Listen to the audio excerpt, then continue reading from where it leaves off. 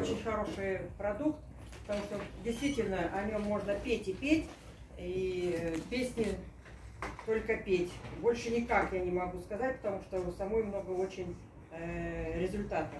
А сейчас, кто получил результаты, 2-3 человека, выйти и рассказать о своих результатах. То есть представиться фамилия, имя, отчество, кто получил хорошие результаты. Самостоятельно. Я вот для вас лично расскажу. Хорошо. Я сама могу рассказать. Представьтесь. Буквально свежие. Я Раиса Позднякова, с 2020 года в компании, серебряный директор. Жизнь заставила искать мне, значит, плохо было со здоровьем. Ходила в больницу. Больше я туда вообще даже не только не хожу, но, по-моему, я уже не пойду я туда никогда. Вообще ставили диагноз Хоббл. Хоббл — это, чтобы перевести по-русски, это отмирание клеток легкого. Ну, это уже онкология и все. Вот такая вещь. В больнице у нас это не лечат. Искала по компании. Слава богу, что знала Люду. Вот как-то мы с ней связались по телефону. Она мне так очень уверенно сказала: приходи. Я говорю: мне уже все, наверное, ничего не поможет. Это уже вообще все. Она говорит: приходи. Очень настояла, но я пришла.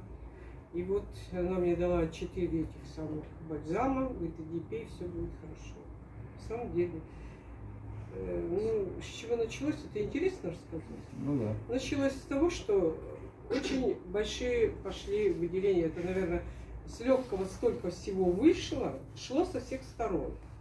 Просто можно было открыть рот, а там вот так вот такая вот вещь была.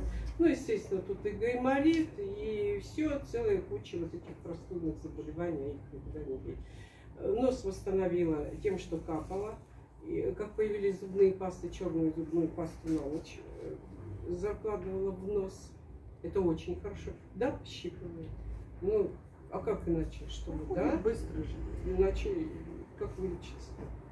Ну, вот, значит, гайморит ушел с легкими. А я все время кашляла. Когда пришла, я говорить не могла. У меня он кашель шел, и день, и ночь. Вот кашель ушел. В больницу больше не хожу, но я знаю, что у меня там все нормально. Ну, что еще сказать?